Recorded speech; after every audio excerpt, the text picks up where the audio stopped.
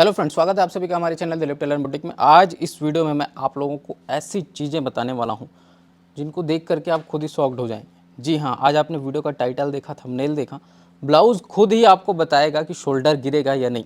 अब ये चीज़ें होंगी कैसे भाई, ब्लाउज़ कैसे खुद से बताएगा, ये भी आपके मन में प्रश्न होगा। तो आप कटिंग शेप को देख करके आप समझ जाएंगे कि क्या प्रॉब्लम्स आ रही हैं और क्यों आ रही हैं। सबसे पहले शुरुआत करते हैं। ये एक मेज़रमेंट है, देखिए एक्यूरेट मेज़रमेंट है। जो आपने नाप लिया है उसी हिसाब से आपने यहाँ पर कटिंग भी किया। तो ये हमने पूरा कटिंग करके यहाँ पर रखा हुआ है। ये सिर्फ और सिर्फ आपको समझाने के लिए कटिंग है। देखना, मैं बताऊंगा आप लोगों को कटिंग में कहाँ कहाँ पर मिस्टेक है। कटोरी अभी हमने मार्जिन देके बढ़ाया नहीं है, ओनली क्रॉस पट्टी और ये पीछे का पल्ला।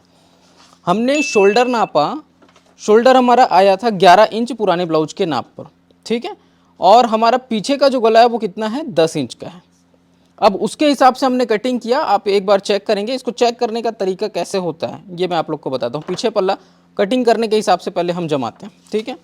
ये इस तरह से हम यहाँ पर पहले जमा लेते हैं। सबसे पहले हम इसमें शोल्डर और पीछे का गला चेक करेंगे। ध्यान देना, जैसे यहाँ पर टेप से मार्किंग में हम लोग समझते हैं। गला हमने छोड़ा 2.25 इंच, ठीक है। टोटल हमने शोल्डर रखा 6 इंच, मतलब 11 शोल्डर हैं तो 1 इंच मार्जिन लेंगे तो 12 हो जाएगा। तो 12 का हाफ 6 इंच, ठीक है। उसके बाद पीछे का गला कितना है, तो पीछे का जो गला है वो ये देखो 10 इंच का पीछे का गला है। तो इसमें कोई प्रॉब्लम नहीं है। शोल्डर हमने गले की तरफ डाउन करना था, गले की तरफ डाउन भी रखा हुआ है। मिस्टेक्स कहाँ आती हैं, देखो आपको ऐसा नहीं लग रहा है यहाँ पर देख कर कि शोल्डर पट्टी ज़्यादा है, शोल्डर का शेप ज़्यादा है, ये ऐसे समझ नहीं आता।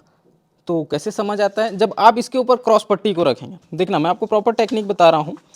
जैसे यहाँ पर हमने इसको रखा, उसके बाद इसके जस्ट ऊपर में हम फ्रंट पल्ले की क्रॉस पट्टी को रखते हैं, ये देखिए, ठीक है।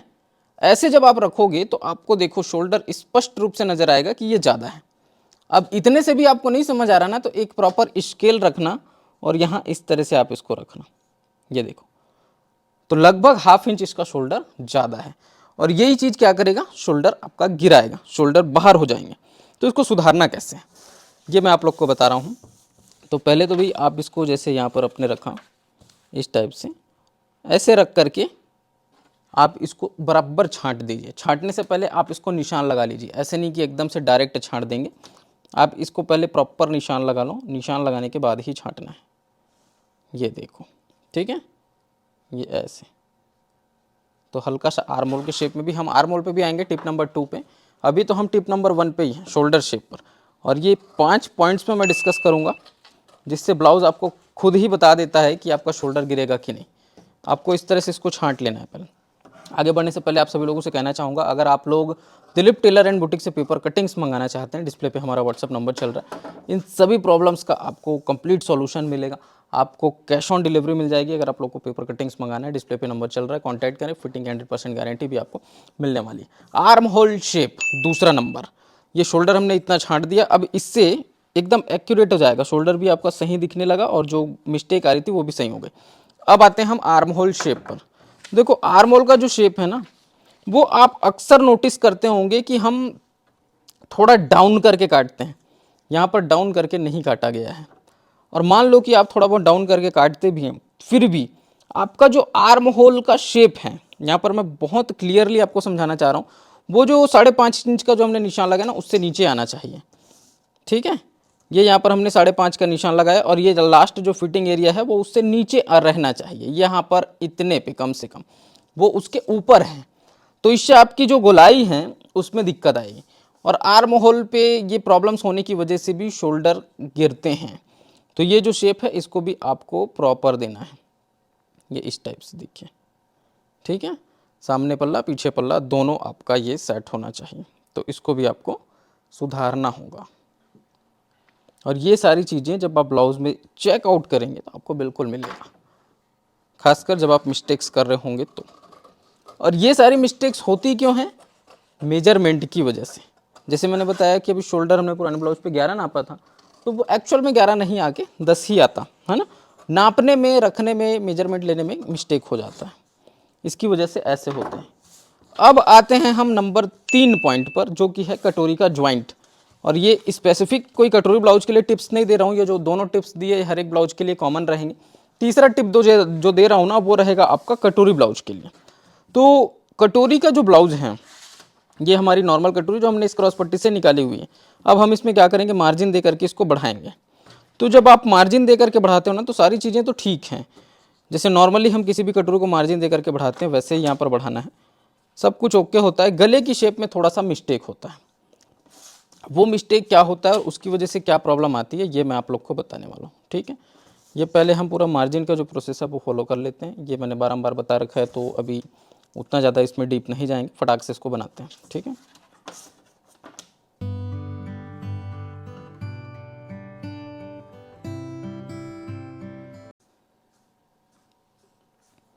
देखो इतना तो आप कर देते हैं, लेकिन यहाँ पर मिस्टेक कहाँ होता है उसको समझने के लिए हम इसको पहले कटिंग करते हैं।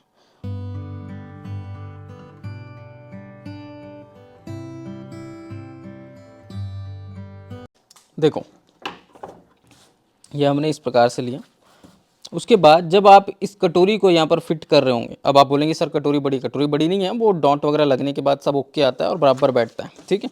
कटोरी यहाँ पर कुछ बड़ी नहीं है, ये सब ओके है एकदम। मैं जो समझाना चाह रहा हूँ उसको ध्यान से देखो, ये इस तरह से जब आप फिट करोगे ना, तो यहाँ पर जो आपका कटोरी जो जा कर के फिट होता है, अगर यहाँ पर आप इस स्पेस को कम कर देते हैं जहाँ पर आपकी कटोरी फिट होनी है, किससे, क्रॉस पट्टी से, यहाँ पर ये देखो, ठीक है। अगर यही सिलाई आप कम लगा देते हैं तो क्या होता है, शोल्डर पे वो जो पकड़ होनी चाहिए वो पकड़ नहीं होती है।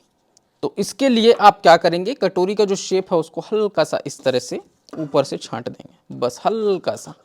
इससे होगा क्या, शोल्डर पे पकड़ आपकी टाइट हो जाएगी। अक्सर ये चीज़ जिन लोगों की मतलब आप थक हार गए हैं, कस्टमर्स का शोल्डर बार बार गिर रहा है, तो आप ये जो टेक्निक्स मैं बता रहा हूँ इनको फॉलो करके देखें, ठीक है। इसके बाद चौथे नंबर पॉइंट पाएंगे जो कि बहुत ही बेसिक पॉइंट है, और इसमें होता क्या है, शोल्डर का ज्वाइंट। तो मैं यही पेपर पे आपको समझा रहा हूँ, सिलाई पे नहीं जाएंगे। चौथा जो पॉइंट है वो शोल्डर ज्वाइंट का है। तो जब आप शोल्डर को ज्वाइंट करते हैं एक दूसरे से, तो आप दोनों कपड़ों को पकड़ के इस तरह से रख करके ज्वाइंट करते हैं ना, तो जब ज्वाइंट करते हैं तो आपने कटिंग कैसा किया हुआ है, गले की तरफ हल्का सा डाउन करके, सिलाई आपको इस तरह से डाउन करके लगानी है। देखो खासकर उन लोगों के में जिनके में शोल्डर गिरने की प्रॉब्लम आ रही है, आप देखो ऊपर थोड़ा उठा के रखो उस साइड में जिस साइड आस्तीन फिटिंग होनी है, और इधर थोड़ा ज़्यादा ही डाउन करके रखो ऐसे। तो इससे होगा क्या, आपका शोल्डर जो है वो और पकड़ बनाएगा बॉडी पर जा करके। ये चीज़ें सिर्फ डीप गले में करनी है ना। आपने शोल्डर को आर्म होल की साइड डाउन करके रखा है और उसके बाद अगर आप गले की तरफ झुका करके सिलाई लगा दोगे ना, तो आपका ब्लाउज शोल्डर से बहुत ज़्यादा टाइट हो जाएगा और बहुत अनकंफर्टेबल महसूस होगा। तो वो नहीं करना, ये सिर्फ डीप गलों के लिए है। नंबर 5, जब आप आस्तीन की फिटिंग करते हैं, अब आस्तीन की फिटिंग का मैं पूरा ट्यूटोरियल आपको यहाँ पर नहीं बता रहा हूँ किस तरह से फिट करना है, मैं आपको एक ब्लाउज दिखा रहा हूँ। और ये जो टॉपिक है इसको मैं एक बार स्पेशली बताऊंगा, इसके लिए अलग से वीडियो लेकर के आऊँगा, लेकिन बस नंबर 5 जो पॉइंट है इसको मैं क्लियर कर देता हूँ। जब आप किसी भी ब्लाउज में आस्तीन की फिटिंग करते हैं तो ये एकदम स्मूथ दिखना चाहिए इस प्रकार से। मान लो कि शोल्डर के पास कभी कभी क्या होता है, ये थोड़ा सा फूला फूला सा या उठा उठा सा दिखता है, तो समझ जाना कि आस्तीन की फिटिंग आपकी सही नहीं हुई है। तो नंबर 5 पॉइंट क्या है कि अगर आपकी आस्तीन की फिटिंग सही से नहीं हुई है, शोल्डर के पास फुलान, झोल या उठा उठा सा लग रहा है ना, तो समझ जाना कि आस्तीन फिटिंग की वजह से भी आपके शोल्डर गिर सकते हैं। तो ये 5 पॉइंट्स थे जो, चाहे वो बना हुआ ब्लाउज हो, चाहे आप ब्लाउज की कटिंग कर रहे हो, आपको ब्लाउज ही बता देता है कि ब्लाउज के शोल्डर गिरेंगे या नहीं गिरेंगे। ये एक परफेक्ट तरीके से बना हुआ कटोरी ब्लाउज है, ये देख सकते हो। जब आप परफेक्टली बनाओगे तो उसका शेप कुछ इस प्रकार से आता है। एक बार पीछे पलट के देखते हैं इसका गला कितना डीप है। तो यहाँ पर देखो आराम से 10.5 से 11 इंच लगभग पीछे का गला डीप है, ठीक है। अब पीछे गला जब 10.5-11 इंच डीप होता है तो ब्लाउज का शेप किस प्रकार से होता है, ये मैं आपको समझाने के लिए पहले इसको सामने इस तरह से करते हैं, इसको पूरा हटा देते हैं। ये देखो यहाँ पर ये कुछ इस टाइप का लुक आएगा। खासकर ध्यान देना शोल्डर पे, क्योंकि आज हम लोग बात कर रहे हैं शोल्डर की। तो ये जो शोल्डर लाइन है इस पे ध्यान दो कि किस प्रकार से, हालांकि ये ब्लाउज अभी प्रेस वगैरह नहीं हुआ है, तो आप इस पे ध्यान दो कि ये किस तरह से इसका शेप आया रहता है शोल्डर और आर्म होल लाइन का। अगर आप इन बारीक बारीक चीज़ों को ध्यान नहीं देंगे, क्योंकि ये छोटी छोटी चीज़ें होती है ऑब्जर्व करने वाली, जो आपको सीखना है, समझना है ना। तो अगर डीप गले के ब्लाउज हैं तो आपके शेप इसी प्रकार से आने चाहिए। शोल्डर पट्टी आपकी इससे ज़्यादा चौड़ी नहीं होनी चाहिए। तो ये फ्रंट से कुछ इस प्रकार से लुक आएगा। जैसे मैंने बताया कि यहाँ पर कटोरी का जो शेप है ये आपका राउंड इसी प्रकार से घूमना चाहिए। यहीं पर अगर आपका कटोरी थोड़ा ऊपर हुआ रहता, ये जो नोक है यहाँ पर ये हल्का ऊपर से आया रहता ना, तो ये क्या होता, दिक्कत करता है ना। इसलिए हम इसको हल्का सा इस तरह से दबा के रखते हैं, जिससे कि ये जो आपकी फिटिंग है शोल्डर पे जो जॉइंट है वो पकड़ मजबूत रहे। पीछे तरफ से भी इसका लुक काफ़ी बेहतरीन दिखेगा अगर आप ब्लाउज़ अच्छे से बनाए हुए हैं तो, ये देख सकते हैं। और अगर कहीं मिस्टेक है ना तो आपको आर्म होल शेप में गड़बड़ दिखेगी, शोल्डर में गड़बड़ दिखेगी, तो ये सारी चीज़ें नहीं होनी चाहिए। इन सब चीज़ों का आप ध्यान रखें। टोटल 5 पॉइंट्स जो आज मैंने इस वीडियो में बताया, और पांचवा को कंप्लीटली डिस्कस करेंगे किसी अन्य वीडियो में। तो आई होप आप लोग को ये वीडियो पसंद आया होगा। वीडियो पसंद आए तो उसको लाइक करें, शेयर करें, चैनल पे पहली बार आए चैनल को सब्सक्राइब भी कर लीजिएगा। बाकी मेरा जनाब से फिर मुलाकात करता हूँ किसी नए वीडियो में नए टॉपिक के साथ। तब तक के लिए जय हिंद।